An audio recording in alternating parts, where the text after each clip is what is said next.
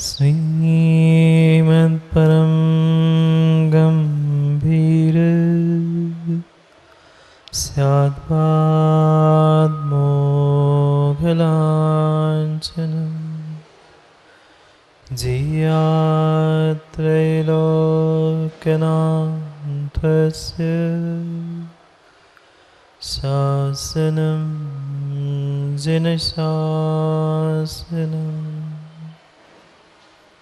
णयोर्सवसिते जानतं कविदितिह संसारे दस दस दो दो बजने दस दो रुपयेहणं वोचे णोर्यन्ताणं णोसिद्धाणं नमो आयर्याणं नमो वैद्धायाणं नमो लोय सर्वसाहु। अनंत अनंत परम सिद्ध भगवान की 1008 से आदिनाथ भगवान की परम पूज्य आचार्य भगवान कुंद कुंद स्वामी के परम पूज्य आचार्य भगवान गुरुवर विशुद्ध सागर जी महाराज की सनातन जैन धर्म की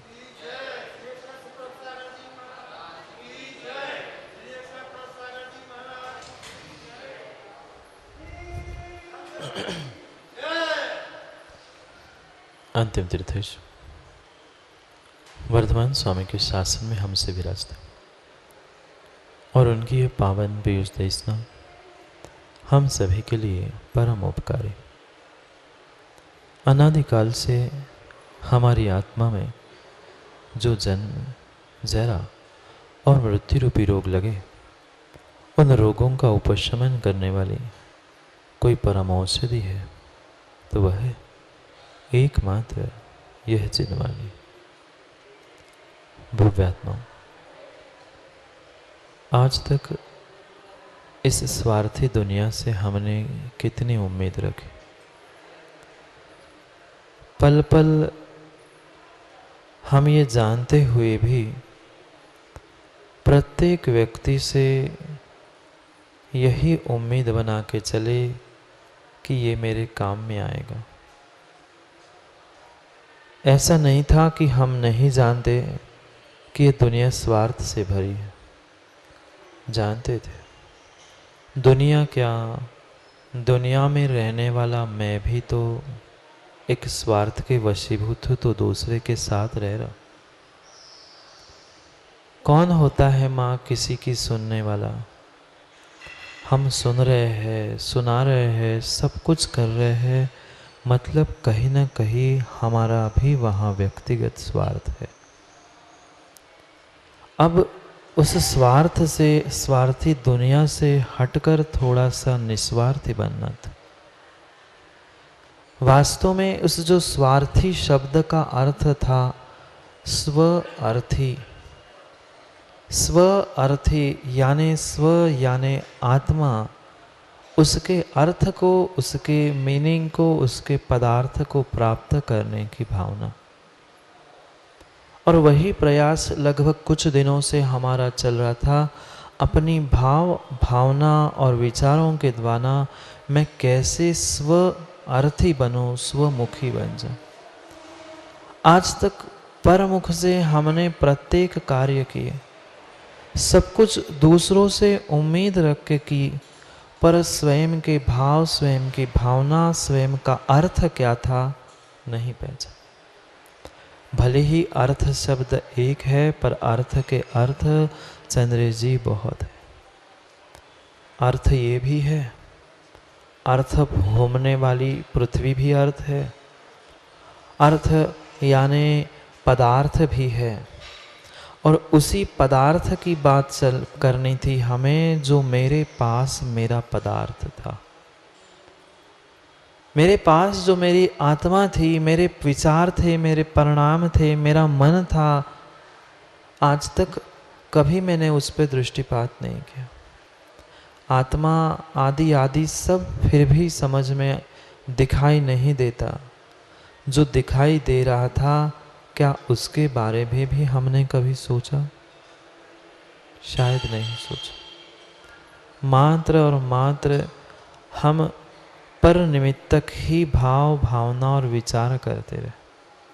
और इसी कारण से मेरा ये जो कुछ भी आज काल आया है, समय आया है, ये मात्र मेरी स्वयं की गलती से है। कितनी कितनी बनावटी और कितनी कितनी कृत्रिम तरीके से हम इस संसार में जीते, नहीं जीते वकील साहब?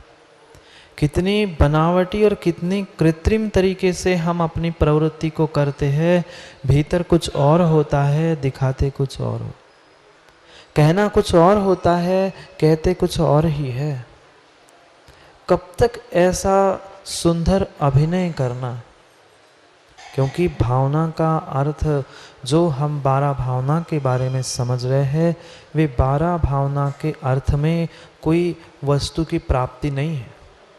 ना गुणों को प्राप्त करने का कोई पुरुषार्थ चल रहा है, ना गुणों की अनुभूति की बात चल रही है, पर मात्र यही भावना चंद्र जी चल रही है, वंदे तद्गुण लब्धये। ये भावना चल रही है हमारी। प्रभु से भीख नहीं मांग रहे हैं, पर भावनाएं चल रही है कि वास्तव में इस संसार का, इस ब्रह्मांड का एक एक वस्तु का स्वरूप कैसे है, उनके गुण क्या है, दोष क्या है, उनके गुणों की प्राप्ति की जो मेरी अभिलाषा है, यही पुरुषार्थ मेरा चला। अभी हमने कोई भी गुण प्राप्त किए नहीं है, ना गुणों की अभिव्यक्ति हुई है, ना किसी गुणों का अनुभवन हमने किया, पर मात्र यहाँ बैठकर हमारे तर्कना, विचार और समझने का प्रयास चल रहा है कि प्रत्येक द्रव्य में जो गुण है, दोष है, वह गुण दोषों को समझकर उनके गुणों को प्राप्त कैसे किया जा सकता। जो वस्तु के दोष थे, उन दोषों को कैसे अलग किया जा रहा है, किया जा सकता है, उसके समझने का प्रयास चल रहा है। कोई प्रैक्टिकल नहीं चल रहा है। क्या कर रहे हैं हम? मात्र सुनने का प्रयास कर रहे, समझने का प्रयास कर रहे हैं कि मेरे भीतर जो गुण हैं और बाहर जिस गुणों की मैंने खोज की थी, उन बाहर के गुणों से और मेरे गुणों से मैं कितना भिन्न और एकत्व से युक्त हूँ, उसी की बात चल। कठिन नहीं है 12 भावना का पाठ पढ़ना। वर्ष में क्या, महीने में भी कई बार, हम दिन में भी ऐसे लोग होंगे कि एक आध बार 12 भावना का पाठ पढ़ते होंगे। तो क्या मात्र पाठ पढ़ना मतलब 12 भावना हो गई? क्या पाठ का उच्चारण करना, शब्दों को दोहरा देना, उतने से काम होगा? नहीं होगा। उस भावना का चिंतन करते करते उस वस्तु स्वरूप में को मैं कैसे प्राप्त करूं, उसके लिए मुझे पुरुषार्थ करना था। कितना सुंदर सुंदर अभिनय मैंने परमात्मा के भी चरणों में आकर किया। कितने सुंदर सुंदर शब्दों का चयन हम चंद्रेश जी करते हैं परमात्मा के सामने बैठकर, गुरु के सामने भी खड़े हो। पर क्या उतने सुंदर भाव और भावनाओं का चयन अपने ही भीतर किया? नहीं किया। ये जो कुछ भी हम बाहर दिखावे के लिए कर रहे हैं, वे परिपूर्ण रूप से पंडित जी हमारा एक अभिनय चल रहा है, नाटक चल रहा है, दिखावा चल रहा है। कितना सुंदर अभिनय परमात्मा के सामने आकर हम पूजा करने का ढोंग करके बता के चले जाते हैं कि मैं कितना भक्त हूँ, मैं कितना अच्छा पुजारी हूँ और मैं कितने अच्छे से सब कुछ करता हूँ। जब तक ये मेरे भीतर लग रहा है मैं कितना अच्छा कर रहा हूँ, तब तक तुम अच्छे नहीं हो। ये परिपूर्ण रूप से तुम्हारा अभिनय और नाटक चल रहा है, वास्तविकता नहीं है। आज तक 12 भावना के साथ भी वकील साहब हमने ऐसे ही किया, मात्र शब्दों को दोहराकर सुंदर सुंदर आवाज़ में आकर किसी दूसरे को सुनाई दे, इस लय में, इस तर्ज में, इस धरती पर हमने 12 भावना का पाठ भी कर लिया। दूसरों को भी पढ़ा दी 12 भावना, मेरी भावना, सब कुछ भावनाएं पढ़ ली, पढ़ा दी, पर भीतर थोड़ी सी भी भावना उतर नहीं पाई। अनुभव कितना किया और अभिनय कितना किया।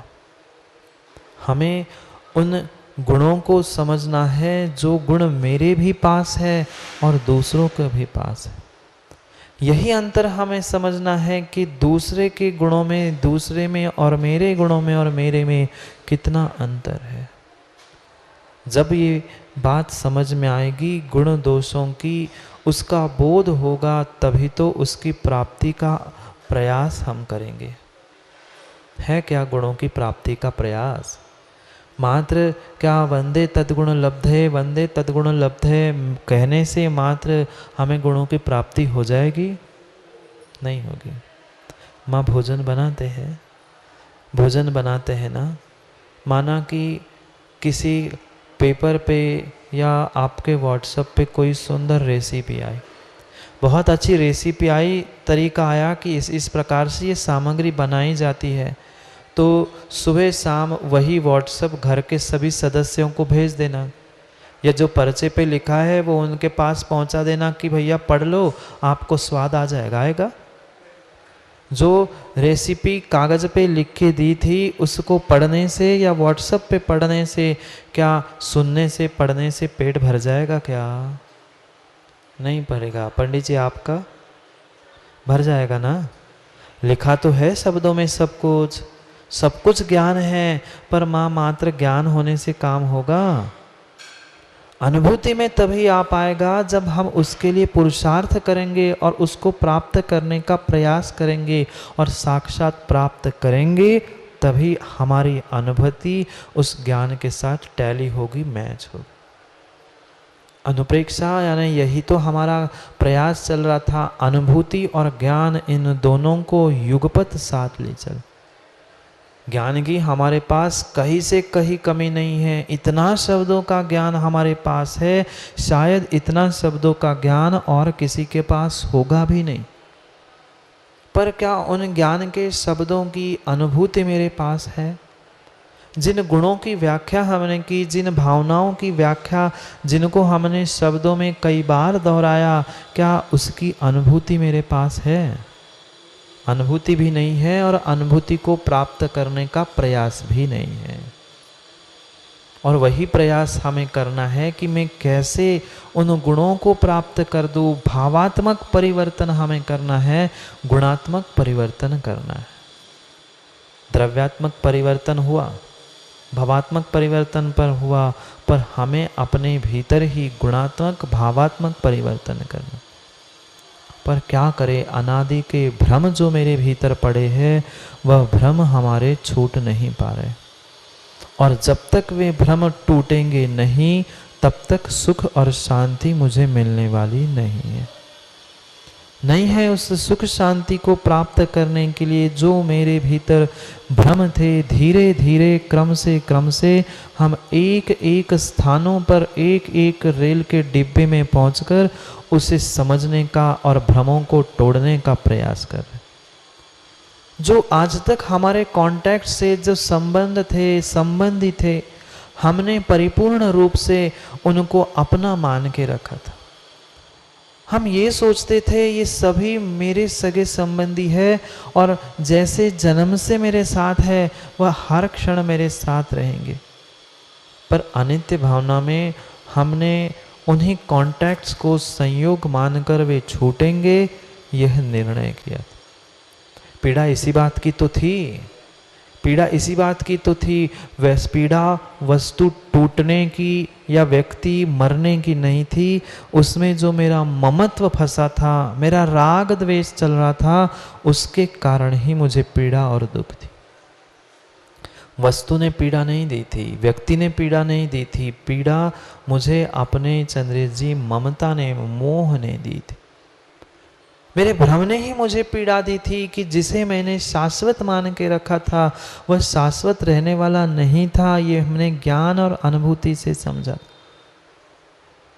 पर उस वस्तु के साथ साथ जो मेरा ममत्व जुड़ा था कि नहीं, ये वस्तु तो मेरे पिताजी ने मुझे दी थी ना, ये मकान मेरे पिताजी का था, मुझे उसे सुरक्षित करना चाहिए, ये मेरे पिताजी है आदि जो भी मेरा ममत्व भाव था, वही ममत्व भाव मुझे त्रसित और पीड़ित कर रहा। अनित्य भावना में हमने यही निर्णय किया कि ये सभी संबंध संयोग है और छूटने वाले हैं। अंतर इतना है, कोई आज कोई कल, मरना सबको एक दिन अपनी अपनी बार। अंतर इतना ही था कि कोई आज कोई कल कोई परसों, पर सब अपने अपनी बार नष्ट ही होने वाले, क्षण भंगुर है। ये एक छोटा सा भ्रम हमने अनित्य भावना में दूर किया और शाश्वत को प्राप्त करने की ललक हमने जगाई कि हाँ, शाश्वत जो है वो तो मेरे ही पास है और मुझे उसी शाश्वत को प्राप्त करना है। उसके लिए मुझे पुरुषार्थ करना। अभी पुरुषार्थ किया नहीं है, ना हमने प्राप्त किया है, पर उसे प्राप्त करने की ललक जगी है कि हाँ, अगर शाश्वत कोई मेरे पास है तो मेरा जीव ही द्रव्य है। कितनी कितनी हमने शरण की खोज की कि भाई कोई तो शरण मिले। एक निर्णय से निकले थे, मृत्यु होगी, पर तब तक मान प्रतिष्ठा सम्मान ये तो मुझे बचा लेगा कि मैं बहुत अच्छा धन कमा लूँगा, बहुत अच्छा पद प्रतिष्ठा को प्राप्त कर लूँगा तो दुनिया मुझे जानने लगेगी, दुनिया मुझे पहचानने लगेगी। हाँ, तुम्हारी जान पहचान सब कुछ हो सकती है, पर तुम्हारा जब समय आएगा तो मरते ना बचावे कोई मरते समय बचाने आने वाला नहीं है। पर क्या करें, हम कुछ क्षण के लिए तो समझ जाते हैं, पर पुनः जैसे ही सबके साथ होते हैं सब पुरानी बातें भूल जाते। चाहे दुख की हो, चाहे सुख की हो, चाहे अच्छी हो चाहे बुरी हो, हम बहुत जल्दी भूल जाते हैं, बहुत जल्दी भूल जाते हैं। शरण किसकी खोज रहे थे? जो स्वयं डूबने वाला था, उससे क्या हमने शरण मांगी और क्या उससे शरण की भीख मांगी? हाथ जोड़ के खड़े हैं, शरण दे दो, रक्षा करो। कौन किसकी रक्षा करता है? कोई रक्षा नहीं करता, कोई रक्षा करता नहीं है। एक की शरण, दूसरे की शरण, एक ही जिंदगी में, एक ही जीवन में माँ कितनों कितनों से शरण की रक्षा की उम्मीद रखी। पहले कोई शरण और था, बाद में कोई और था, आज कोई और है और भविष्य के लिए उम्मीद किसी और से है, पर उनमें से कोई भी काम में आने वाला नहीं है। ब्रह्मांड में अगर कोई शरण है तो धर्म एव सहाया। अगर कोई तुम्हारी सहायता करना है, सुरक्षा करने वाला है, शरण देने वाला है इस ब्रह्मांड में, तो मात्र और मात्र एक धर्म ही है। चाहे व्यवहार से व्यवहार धर्म मान लो या निश्चय से निश्चय रत्नत्रय धर्म को मान लो, ये प्रत्येक धर्म ही तेरे लिए सहारा है, बाकी कोई सहारा नहीं। चाहे रत्नत्रय कह लो, चाहे पंच परमेष्ठी को कह लो, ये पंच परमेष्ठी तो शरण है, पर कोई पंच पंचायत कोई भी शरण नहीं है। ये सभी हमें समय आने पर धोखा ही देने वाले हैं, हाथ खड़े करके भागने वाले। भाई मेरे पास कुछ नहीं है, मैं आपसे क्या कह दूँ, आपका क्या सहयोग करूँ। आज जाना बहुत सारे जीवों के पास, किसी के पास भी जाना, हर किसी के पास आज के एक ही कारण है, क्या करें महाराज जी, कोरोना है ना। सबके पास वकील साहब, आज किसी के पास आप मदद भी मांगने चले जाना, उसके पास हो भी तो यही कहेगा क्या करें, अब कोरोना है ना, सो अभी तो कुछ नहीं करना। समझना, कौन किसकी शरण, किस किस से हम उम्मीद लगाए बैठे हैं। कोई शरण नहीं है, कोई शरण नहीं है, पर फिर भी हम भ्रमित है कि मेरे भीतर के वैभव को तो मैं देख नहीं पा रहा, जो मेरे से कोई छीनने वाला नहीं है, ऐसे उस एकत्व को तो मैं भूल गया और दूसरे से भीख मांग रहा है। कहाँ भीख मांग रहे हैं चंद्र जी? सुख और शांति की। ये सुख और शांति तेरे स्वयं के एकत्व में ही थी। कहाँ दर दर की ठोकरें खा रहा है? नहीं है, कोई नहीं है, कोई नहीं है। मात्र हमें सबके साथ रहना है, पर सबका होके नहीं रहना है। कितनों ने हमें आज तक धोखे दिए, जितनों से हमें उम्मीद थी उतनों ने ही हमें समय पे धोखा दिया।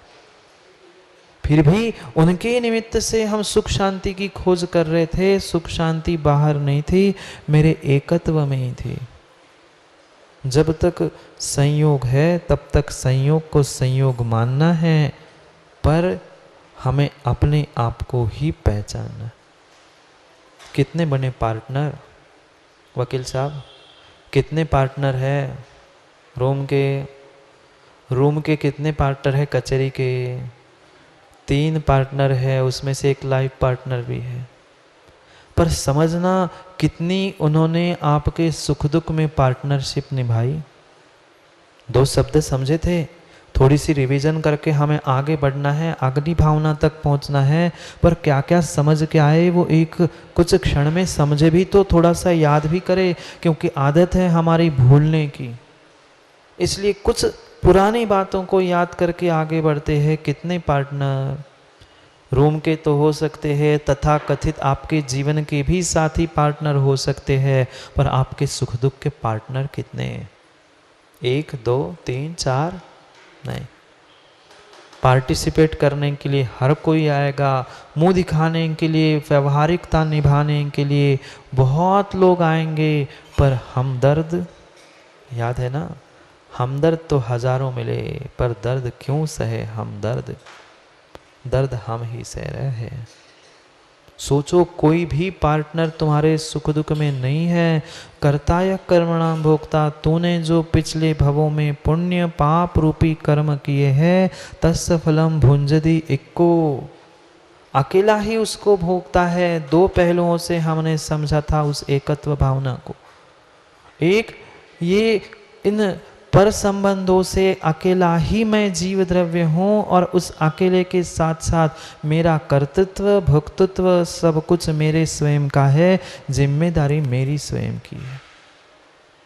कोई सहयोग करने वाला आने वाला नहीं है। शरण में भी समझा था, एकत्व में पुनः और उसको पक्का कर दिया कि तेरा सुख कोई छीनने वाला नहीं है और तुम्हें कोई दुख देने वाला नहीं। ना तेरा कोई दुख छीन सकता है, ना दुख सुख छीन सकता है। सुख दुख परिपूर्ण रूप से तूने की हुई पिछले जन्मों की ही करतूती है, वे जो आज सबके सामने आ रही। कितना ही छुप के पाप कर लेना, कितना ही छुप के अकेले में पाप कर लेना, पर कभी ना कभी वह पाप पुण्य दुनिया के सामने आता ही आता है। भुगते समय तो आना ही पड़ेगा। इसलिए खोज कहीं बाहर नहीं करनी थी, भीतर करनी थी। जो आज तक हमने पर संबंधों को, पर व्यक्तियों को, पर वस्तुओं को अपना मान के रखा था, आज उनसे हमें दूरी बनानी है। रहना सबके साथ ही है। पहली भावना से आखिरी भावना तक हमें यही शिक्षा देने वाली है। रहना सबके साथ है, पर सबको अपना मान के नहीं रहना है। इन सबसे मैं किस प्रकार से भिन्न हूं, उस भिन्नता का आज अनुभव करना है। कुंद कुंद स्वामी आज हमें भिन्नत्व भावना, अन्यत्व भावना समझा। कल तक मात्र स्वयं की बात समझाई कि तू कौन है, स्वयं की पहचान कर। अब स्वयं की पहचान करके करूं क्या? अब तूने स्वयं की पहचान की है तो स्वयं के गुणों को और स्वयं के अस्तित्व को दूसरों से भिन्न भी पहचान ले।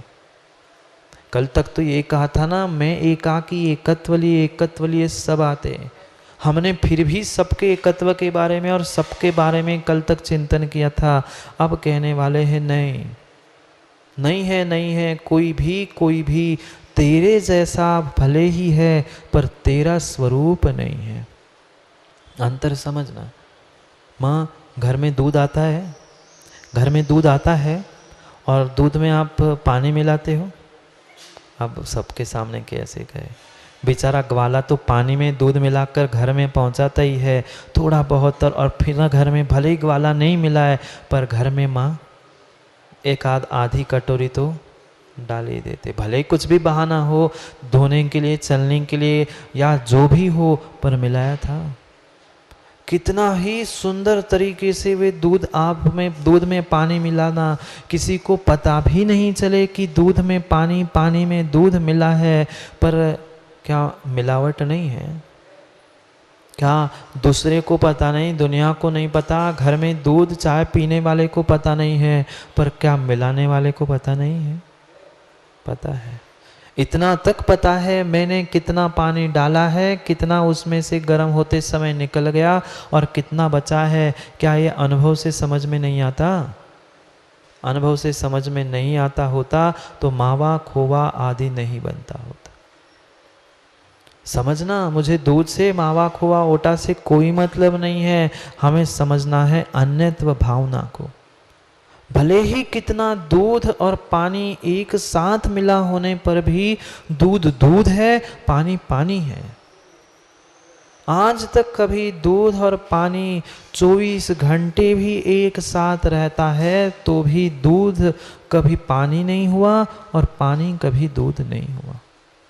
दोनों के केमिकल फॉर्मूले अलग अलग है। वकील साहब कल प्रश्न पूछ रहे थे ना, भले ही कितना ही स्थान एक हो पर सबके केमिकल फॉर्मूले अलग अलग है। जो पानी भी बना है वो H2O से बना है, हाइड्रोजन ऑक्सीजन से बना है। वे भी दोनों साथ मिलकर तीसरी पर्याय तो कर रहे हैं, पर कभी हाइड्रोजन ऑक्सीजन नहीं हुआ और ऑक्सीजन कभी हाइड्रोजन नहीं हुआ। एक ही पानी, एक ही द्रव्य, एक ही पर्याय, सब कुछ एक दिखते हुए भी दो अलग अलग द्रव्यों से बना हुआ वह पानी, जब दो अलग अलग परमाणु एक नहीं हुए, मैं शरीर, मैं ये संबंधी, मैं ये परिवारजन, मैं और ये पुद्गल कैसे एक हो सकते हैं? कैसे एक हो सकते हैं? वे किंचित भी हमारे साथ रहते हुए भी हमारा स्वभाव है ही नहीं है। जैसे वे हमें सुख दुख देने वाले नहीं हैं, वैसे वे हमारा स्वभाव ही नहीं है। पर क्या करे, पूरा जीवन और पूरी जिंदगी हमने एक एक पल मात्र और मात्र अपना पराया, राग द्वेष, मेरा तेरा झगड़े करने में ही समय बिताया।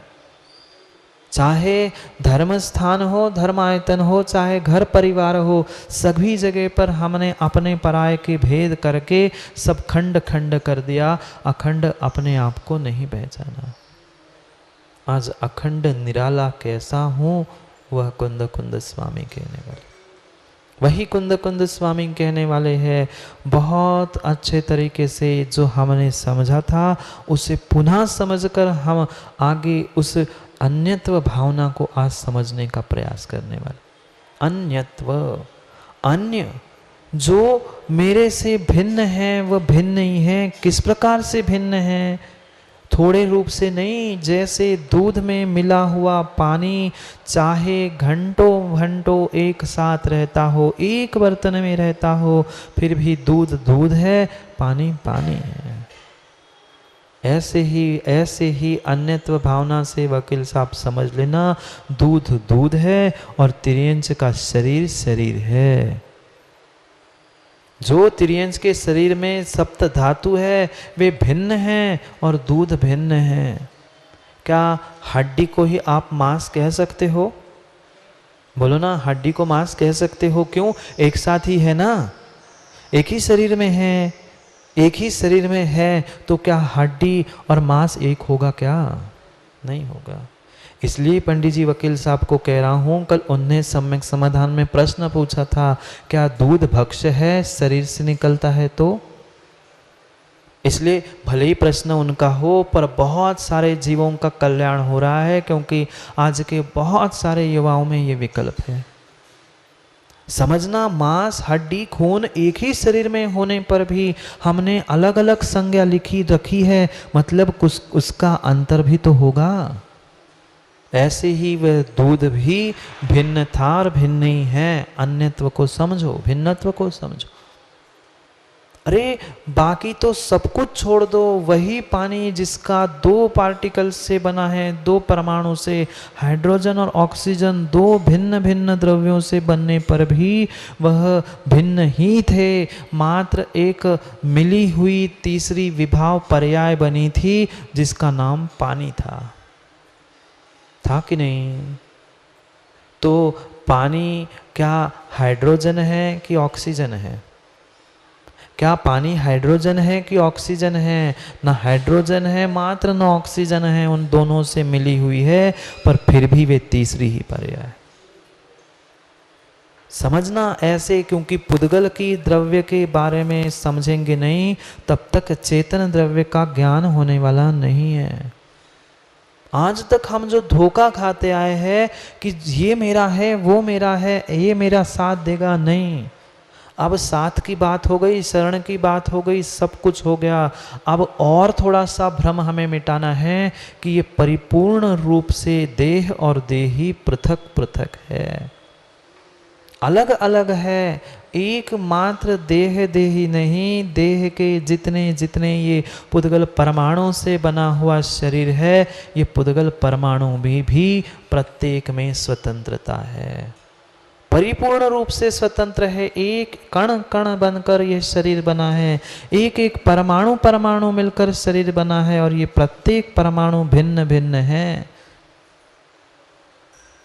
ये बाहर के तो फिर भी यहाँ समझ में आएगा, पर वही जो घर में जिसके लिए हम मर रहे हैं, जल रहे हैं, चंद्र जी, उसने ही 4 शब्द कठोर सुना दिए तो क्या होता है?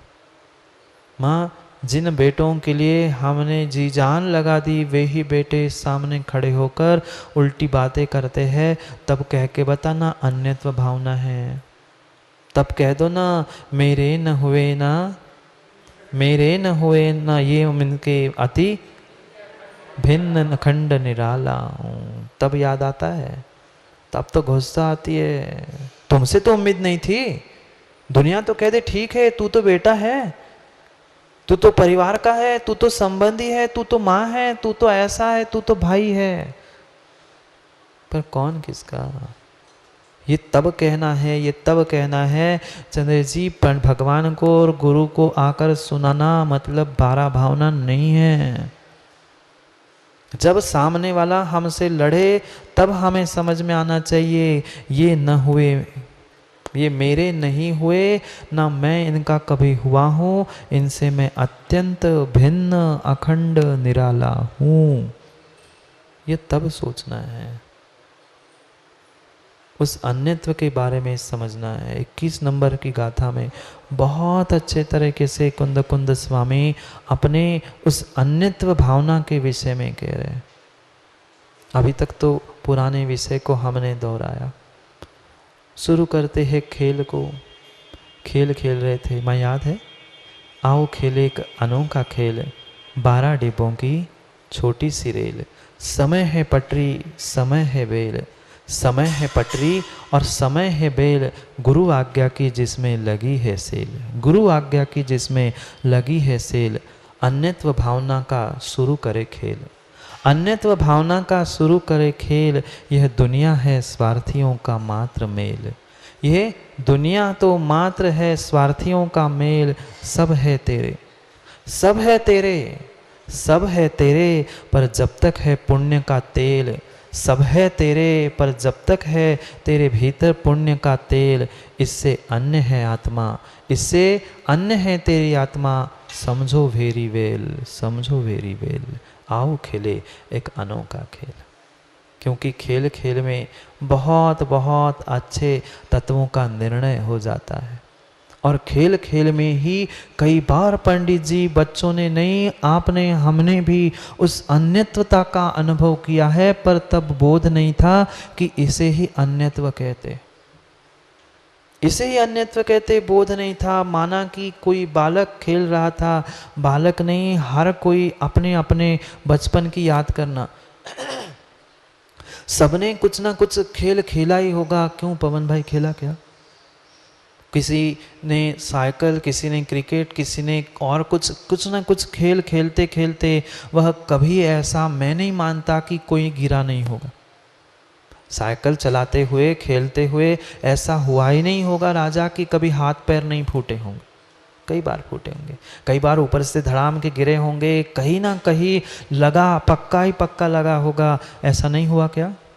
हुआ है। खेलते हुए नहीं, माँ भोजन बनाते बनाते कभी हाथ नहीं जलते? रोटी पकड़ने की जगह तभी तवाई नहीं उठा लेते? उठा लेते।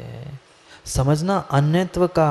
तब हमें बोध नहीं था, हमें तो माँ भोजन बनाते समय मात्र इतना ही दिख रहा था, सामने अतिथि बैठे, उन्हें तो अच्छा भोजन कराना है। हाथ जले थे, रोटी बनाना बंद की थी। क्यों? आप लोग खेल रहे थे, खून बह रहा था, खेलना बंद किया था? पता ही नहीं चला था। 10, 15, 20 मिनट बाद जब खेल बंद हुआ और हम जब घर पहुंचे, माँ ने पूछा, बेटा इतना सारा खून बह गया, कहाँ गिर पड़ा? जैसे ही माँ पूछती है तब भान होता है और तब फिर दर्द शुरू होता है। क्या तब तक शरीर नहीं था? क्या माँ हाथ जब जले थे और भोजन बन रहा था तब तक आपको तकलीफ नहीं थी, जलन नहीं थी? थी। पर हमारा ध्यान तब उस घाव की ओर नहीं था, जख्म की ओर नहीं था, जो खून बह रहा था उसकी ओर नहीं था, इसलिए हमें महसूस नहीं हुआ। आज वही बात समझाने वाले हैं। जैसे एक बालक खेल खेल करते करते चोट भी लगती है, खून भी बहता है, पर जब तक माँ नहीं कहती बेटा खून निकल रहा है, क्या कर रहा था, तब तक उसे बोध नहीं होता। ये अन्यत्व का अनुभवन तो हमने किया है, पर हमें ये बोध नहीं था कि ये अन्यत्व है। शरीर पे ध्यान था क्या? नहीं था। ध्यान एक ही था, भोजन बनाना है, ध्यान एक ही था, खेलना है, मम्मी आ जाएगी, घर ले जाएगी, तब तक हमें खेलना है। क्या कभी ऐसा अन्य समय पर हमें बोध हुआ इस अन्यत्व का? नहीं हुआ। एहसास तब तक नहीं था जब तक हमारा खेल चल रहा था, भोजन बनाना चल रहा था, तब तक एहसास उस दुख का, घाव का, दर्द का नहीं था। और जैसे ही खेल पूरा हुआ, भोजन हो गया, सब रिश्तेदार चले गए, फिर माँ शाम तक पट्टी बंध गई, फिर डॉक्टर, फिर आंसू, फिर बाद में, तब तक 2 घंटा कुछ नहीं पता चला, कुछ नहीं पता चला। यही अन्यत्व का बोध हमें करना है। जैसे उस कार्य में हम मशगूल हो जाते हैं, गुम जाते हैं कार्य करते करते। इतना ही नहीं, अच्छा व्यापार चलता है व्यापारियों, तब याद आती है क्या? कह रहे हैं ड्रीम कलेक्शन वाले, भूख नहीं लगती महाराज। वकील साहब, अच्छे क्लाइंट आते हैं तब टिफिन की भी भान नहीं रहती, 2 बज गए, ब्रेक हुआ है, कुछ नहीं, आन दो। तब समझना ये शरीर तब भी मेरे साथ था। यहाँ हम बैठे, यहाँ भी तो शरीर मेरे साथ है। समझना, आज तक हमारी दृष्टि कहाँ थी, हमारा ध्यान कहाँ था? जब हम अन्य वस्तु में ध्यान लगा लेते हैं, बाहर कहीं ध्यान होता है, तो हमारे शरीर पर हुए घाव भी हमें महसूस नहीं हुए होते, पेट में लगी हुई भूख भी हमें समझ में नहीं आती, क्योंकि हम कहीं अन्य कार्यों में मशगूल होते हैं, उसमें हमारी एकाग्रता होती। वही बात हमें जीवन में उतारनी है कि मैं कैसे अन्यत्व हूँ, कैसे इन सभी द्रव्यों से अन्य हूँ। सबसे बड़ा अन्यत्व तो हमें अपने शरीर से करना है, शरीर से कहना है, क्योंकि सबसे पहले यही कहा, जहाँ देह अपनी नहीं, जहाँ देह अपनी नहीं, तहाँ न अपना कोई। घर संपत्ति पर प्रकट है। कौन कह रहा है? मैं नहीं कह रहा हूँ, आप सभी कह रहे हो, पर है प्रकट। मात्र कहना नहीं है, जीवन में उतारना भी सीखना है, जीवन में उतारना सीखना है।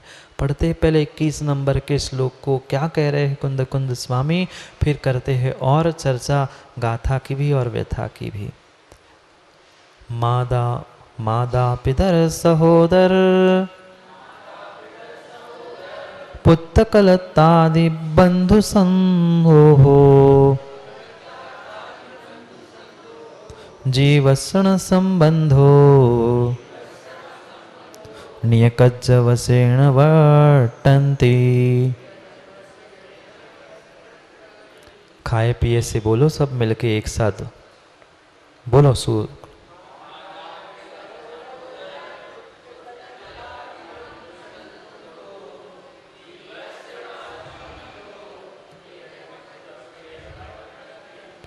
घर में माताओं इतने धीरे से इतने प्रेम से ही बच्चों के पिता से बात करते हो क्या? थोड़े जोर से जिनवाणी का श्लोक पढ़ रहे हैं, कर्मों की निर्जरा होगी, पढ़ा करो थोड़े अच्छे से। समझो वहाँ तो कुछ नहीं, सब सुख हमें यही दिखता है। बहुत अच्छी बात कह रहे हैं, जो कुछ भी व्यक्ति कर रहा है निय निय कज्ज वसेना। चौथे पद को समझो क्या लिखा है, निज निय कज्ज निज निय कज्ज वसेण, स्वयं के कार्य के वशीभूत होकर ही वह जीवन वट्टंती यानी साथ रहता है। स्वार्थ मात्र मात्र और मात्र स्वार्थ है। जब तक स्वार्थ है तब तक दोना हाथ में है। याद है क्या? मिठाई का दोना, जब तक स्वार्थ है मिठाई है तब तक दोना है। कपूर साहब, जैसे व्यक्ति का स्वार्थ छूट जाता है वह छोड़ देता है। कहाँ हम फिर भी समझ नहीं पा रहे हैं, ये मेरा भाई, ये मेरे पिता है, ये मेरी माँ है, ये मेरी पत्नी है, ये स्त्री है, कहाँ उलझे हैं। कितनी बार तो गुरु ने समझाया, फिर भी हमें समझ में नहीं आता कि ये मेरे से भिन्न है, सब स्वार्थ के मरे हैं। बहुत अच्छी बात पूज्यपाद स्वामी ने इष्टोपदेश ग्रंथ में लिखी, पढ़ी भी होगी माताओं, आपने श्लोक भी याद होगा। स्वस्वकार वशादेन्ति देशे दीक्षु प्रगे प्रगे। स्वस्वकार वशादेन्ति, अपने अपने कार्य के लिए वे जैसे ही सुबह होती है पक्षी उड़ जाते हैं, शाम होती है एक पेड़ पर रहते हैं, एक ही पेड़ पर, एक ही डाली पर, एक ही सबका उनका स्थान होता है, पर सुबह हुई अपने अपने कार्य के लिए निकल गए। क्या ऐसी स्थिति आपके घरों की नहीं है? क्या आपका घर उस चिड़िया घर से और होटल से कम है? बुरा लग सकता है, बुरा लग सकता है, पर वास्तविकता यही है। आपने भी एक चिड़ियाघर और होटल ही खोल के रखा है।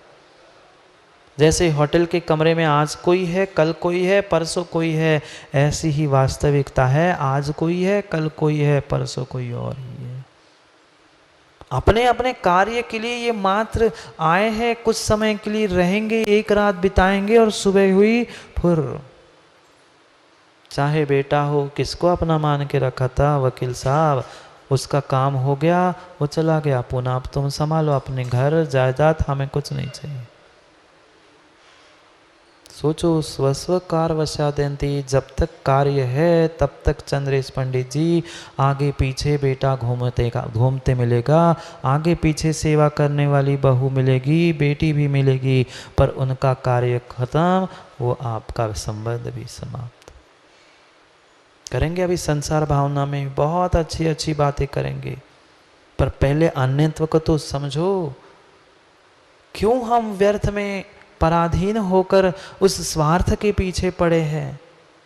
मात्र उन चिड़ियों जैसा और होटल में रहने वाले उन लोगों जैसा व्यवहार हो चुका है, और आज तो वर्तमान में बिल्कुल और बिल्कुल माँ वैसी स्थिति है। बेटा आता है तो पिताजी घर में नहीं रहते, पिताजी होते हैं, पिताजी जब दुकान से वापस आते हैं तब तक बेटा पढ़ाई करके सो जाता है, पिताजी सुबह उठते हैं तब तक बेटा स्कूल चला जाता है। पता ही नहीं है बेटे बाप को कौन कहाँ कैसा नहीं है, ऐसा नहीं है ना? ऐसी स्थिति है वर्तमान में। भले ही छोटे स्थानों पे नहीं हो, पर बड़े बड़े शहरों में और बड़े बड़े स्थानों में जाकर देखना, यही स्थिति है। महीनों हफ्ते नहीं पता चलता, हफ्ते में एक छुट्टी भी मिलती है, पर वो भी दोनों को सोना होता है, बात करने को किसी को समय नहीं। फिर भी कहाँ पड़े हैं माता पितुर सहोदर।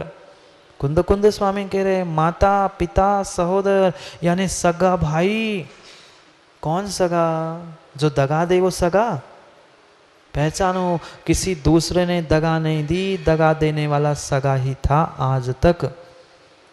खोल के देखना पुराणों को, इतिहासों को, वहाँ भी आपको कोई दूसरा दगाबाज मिलेगा नहीं। अपना सगा ही दगा देता है, दूसरा नहीं देता। पंडित जी, शत्रु को तुम्हारे भीतर की बातें नहीं पता।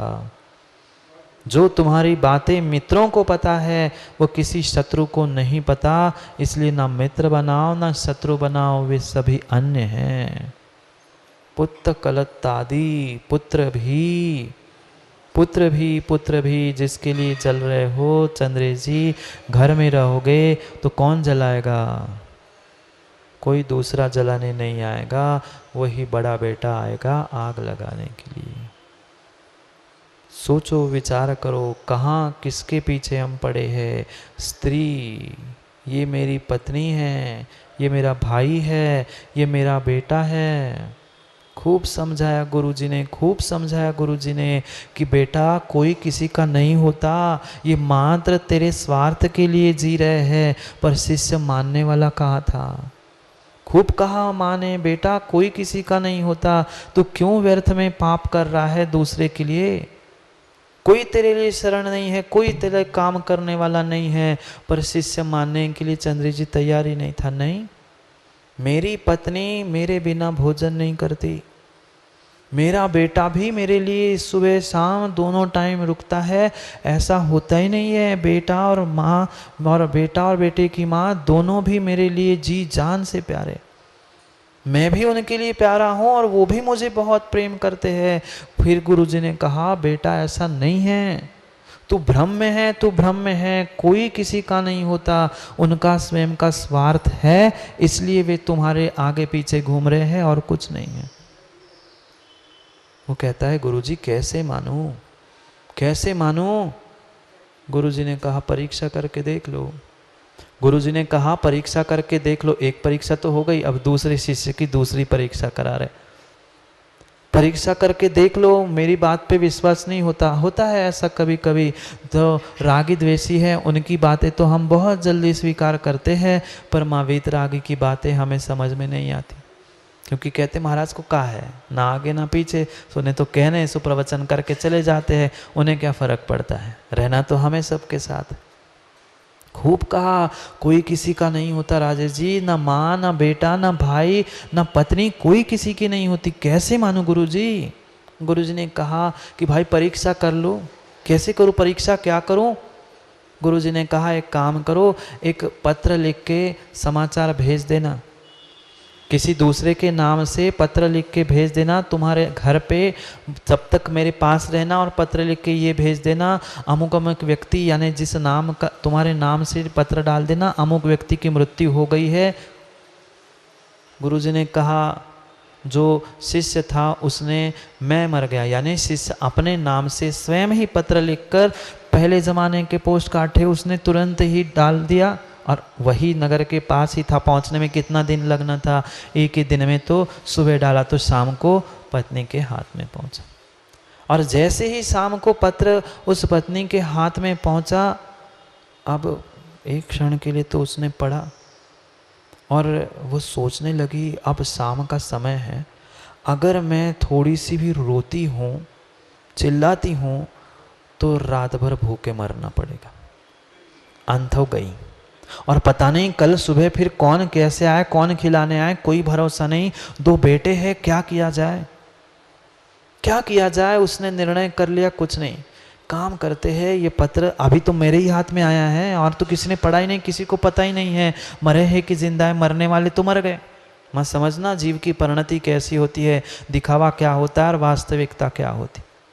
पत्र उसने हाथ में रखा और धीरे से छुपा लिया और सोचा कि सबको बाद में पता करे बताएंगे, पहले भोजन कर लेते, पहले कुछ खा पी लेते हैं, रात भर रोना भी तो है, अंदर से नहीं था, बनावटी था, अब रात भर रोना भी पड़ेगा, लोग भी आएंगे, बच्चों को भी संभालना, एक काम करते हैं बढ़िया अपन भोजन कर लेते, बेटों को भी खिला लेते हैं और फिर अपन देखते। उसने भोजन की तैयारी कर ली। अब उधर जो शिष्य गुरुजी के पास था उसे कौन राजा चैन पड़ रही थी, वो कह रहा था नहीं गुरुजी आप मानो, मेरी पत्नी बहुत बहुत धर्मात्मा है, मेरी धर्म पत्नी है, वो मेरे बिना अंतो नहीं करेगी, मुझे जाने दो। गुरुजी कहते मत जा, मान ले, फिर भी नहीं माना। वो कहता है गुरुजी बस इतनी छूट दे दो, मैं घर में नहीं जाऊंगा, ऊपर से मगरे से ऊपर से जगह है थोड़ी सी, हमारी धुएं वगैरह निकलने के लिए जगह रहती है ना, उसमें से मैं वहाँ से देख लूँगा मेरी पत्नी क्या करती है। देखो कैसी विचित्रता है मोह की, कैसी विचित्रता है मोह की। समझा रहे गुरुजी फिर भी नहीं मान रहे, फिर भी नहीं मान रहे हैं। माना नहीं, उस वो चला ही गया।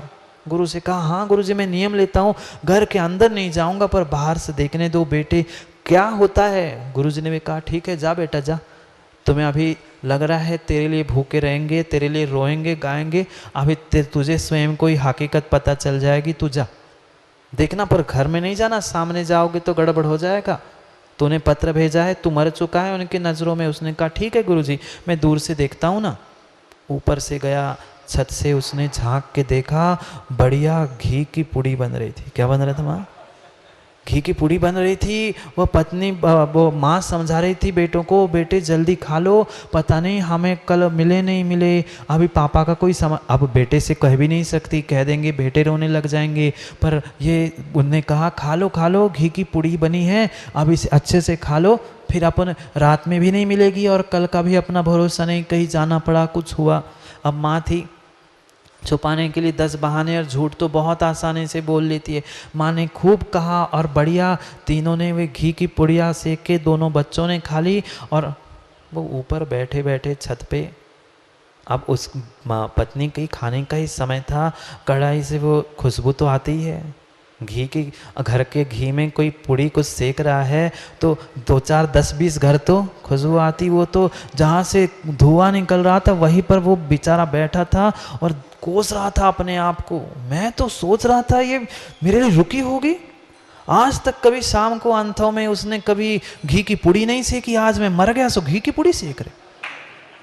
इतने दिन में कहता था कि कभी तो घी शाम को लुचई खिलाओ, कभी लुचई नहीं बनाई, आज मैं मर गया तो घी की लुचई सेक रही। देखती है वो भीतर ही भीतर झुलस ही रहा था कि हाँ गुरुजी सही कह रहे थे, और ये देखो कैसी है, आंखों से पानी नहीं, कुछ नहीं कुछ नहीं। वो गुस्से में था, उसको समझा नहीं क्या करो क्या नहीं। होता है गुस्सा आता है तो ऐसा ही होता है। और अचानक से उसका बैलेंस चूका और खपरेल घर था, धड़ाम से जाकर उसके सामने गिर गया। सामने जैसे ही गिरा, अब ऐसी कोई एंट्री ले, दरवाजे से आता फिर भी समझ में आता, अब ऊपर से कोई एंट्री ले तो बिल्कुल फिल्मी टाइप हो गया, ऊपर से कूद गया। वो एकदम से देखती है, अभी तो सामने ही पत्र उसने रखा है, भोजन करके बच्चों को बताना था, रोना धोना था, चिल्लाना था, सबको बताना था। वो जैसे ही उसने 2 4 पूड़ी मुख में रखी थी, उतनी खाई उतने में गिर गया। और जैसे ही आया उसने पत्र देखा, ये तो मर गए थे, ये कौन आ गया, ये तो मर गए थे, ये कौन आया, ये भूत तो नहीं है। उसने उठाई वो लकड़ी जलती हुई चूल्हे पे जिसके कढ़ाई सेक रही थी, उस उठाई और देखो भूत आ गया, ये मेरे पति मरे थे, भूत आ गया, भूत आ गया करके उसे मारने के लिए दौड़ पड़ी। कौन किसका चंद्रे जी, कौन किसका, कोई किसी का नहीं है। माता पिता भाई सगा पुत्र स्त्री बंधुओं का समूह बंधु संदोहो, ये कोई तेरे नहीं है, भिन्न है, समझो समझो। जब तक आपके जीवन में ऐसी घटना नहीं घटेगी तब तक आपको भी बोध होने वाला नहीं है। जाके परीक्षा करके देख लो। हमने तो खूब कर ली परीक्षा। कहने वाले कहते रहे हम भोजन नहीं करेंगे, दवाई नहीं खाएंगे, ये नहीं करेंगे, 2 दिन 4 दिन 8 दिन 10वें दिन सब लाइन पे आ जाते। सबको अपने अपने प्राण प्यारे होते हैं। क्या ज़रूरत थी माँ पुड़ी सेकने की, जो रोज़ पुड़ी नहीं सीखती थी, आज पता नहीं कल का भरोसा नहीं, तो अच्छा ठोस खा लो, पता नहीं फिर कितने दिन बाद पकवान खाने मिलेंगे, सब फिर रोटी जो जैसा खिलाएगा खाने पड़ेगा। कहाँ भ्रम में पड़े हो, कहाँ भ्रम में पड़े हो, कहाँ बेटा कहाँ पत्नी, कोई भी नहीं है। जहाँ देह अपनी नहीं तहाँ ना अपना को। जो ये शरीर मुझे साथ नहीं देने वाला है, जो दूध पानी जैसा एकमेक संबंध संश्लेष संबंध को प्राप्त है, वो शरीर जब मेरा नहीं हो सकता, वो साथ नहीं देगा, तो ये शरीर के संबंधी मेरे कहाँ से होंगे, नहीं होते। जीवस्य संबंधो जीवसण संबंधो, ये जीव का संबंध नहीं है। ये मात्र इस शरीर जन्य पर्याय का ही संबंध है और उस पर्याय के संबंध को अपना मान रहा है। जब तुम्हारी साथ देने वाली नहीं है तो पर्याय के संबंधी क्या खाक साथ देंगे। जाके पंडित जी धीरे से कभी बेटे बहू और बेटे के माँ की बात कान लगा के सुन लेना, सुनना नहीं, पर कभी सुनने में आए तो आपको भी महसूस होगा कि कहाँ से कहाँ मैं अपना मान के बैठा था इन लोगों। वास्तविकता है, वास्तविकता है अपने ही बेटों की, अपने ही बहुओं की, अपने ही रिश्तेदारों की बात स्वयं के बारे में आप अगर मकान खोल के सुन लोगे ना तो उस दिन से ही तुम घर से बाहर भाग जाओगे। पर क्या करे, एक पट्टी हमारी आँखों पर अभी तो मुख पे लगी है, वह आँखों पे गांधारी जैसी पट्टी बांध के रखी हमने मोह की, इसलिए ना हमें दिखाई दे रहा है, ना सुनाई दे रहा है, ना कुछ भी समझ में आ रहा है। भाई ये सभी तुमसे अन्य हैं। मात्र एक धर्मशाला और एक होटल के जैसा कार्य चल रहा है। आज कोई आया, कल कोई आया, कल आज मात्र इतना ही व्यवहार चल रहा है, अन्य नहीं है। जब ये शरीर ही प्रत्यक्ष में भिन्न है, संबंधी ही प्रत्यक्ष सामने दिख रहा है, मैं यहाँ हूँ और आप वहाँ हैं, आप यहाँ हो वकील साहब, बेटा पूना में है, इतना साक्षात संबंध, इतनी बड़ी दूरी होने पर भी कितने हम मूर्ख हैं। बुरा नहीं मानना, बुरा नहीं मानना, अरे मान जाओ बुरा तो कम से कम सुधार तो करोगे पंडित जी। कितने मूर्ख बन के बैठे, कितने मूढ़ बन के बैठे, इतने सैकड़ों किलोमीटर की दूरी है फिर भी हम मोह के कारण अपना अपना अपना कर रहे हैं। छोड़ दो ममता, छोड़ दो मोह, ये भिन्न है, अत्यंत अत्यंत अत्यंत भिन्न है। ये मेरे ना हुए ना हो सकते। जब साक्षात प्रत्यक्ष में इतनी भिन्नता है फिर हम किसे कह रहे हैं, किसे अपना कह रहे हैं। कोर्ट में कटघरे में वकील साहब कौन कौन खड़े रहते हैं, जो शत्रु है वो कितने खड़े हैं, और आजकल के वे सिविल जो केस चलते हैं उसमें कितने लोग खड़े हैं। क्रिमिनल केस कम है और वो सिविल केस ज़्यादा है कि नहीं है माँ? कौन खड़ा है? कोई अड़ोस पड़ोस का खड़ा नहीं है, घर के ही लोग। कोई तलाक लेने के लिए खड़ा है, कोई अपना हिस्सा लेने के लिए बाप के साथ खड़ा है, कोई माँ के सामने खड़ा है, बस किसके पीछे, कौन अपना कौन पराया, करो पहचान। ये सभी स्वार्थी दुनिया है, स्वार्थी दुनिया है। अब स्व अर्थी बनो, निस्वार्थी बनो, या स्वयं के अर्थ स्वयं के पदार्थ को समझो। ऋणीय कज्ज वसेण, निज कज्ज वसेण, अपने अपने कार्य के निमित्त से मात्र स्वार्थ है, तब तक वे साथ है, स्वार्थ हुआ साथ छोड़ दिया। जाओ मैं भी छोड़ देता हूँ, फिर समय हो गया ना, जाना ही है आपको, जाना ही है। मगरे से चंद्रेश जी झाँक के देख लेना, घर में अगर मगरा बचा हो, कोई स्थान बचा हो ऐसा तो झांक के देख जाना, पर टपक मत जाना, नहीं तो लोअर लेके फिर यहाँ तक आना पड़ेगा। सोचो, विचार करो, कोई किसी का नहीं है, इसका निर्णय करके जाना, अन्यत्र भावना को समझना। और करेंगे बहुत अच्छी बातें, पर क्या करूँ, समय बहुत जल्दी जल्दी हो जाता है। बाकी तो शायद आपका समय कैसा कटता है पता नहीं, पर हमारा तो जैसे ही यहाँ बैठता हूँ पता नहीं 9 के 10 कब बज जाते। करेंगे पुनः समय पर समय की चर्चा। आज का समय पूर्ण हुआ, कल पुनः समय को समझने के लिए समय पे मिलते, क्योंकि समय पे किया गया काम समय को दिलाता है। बोली भगवान महावीर स्वामी की।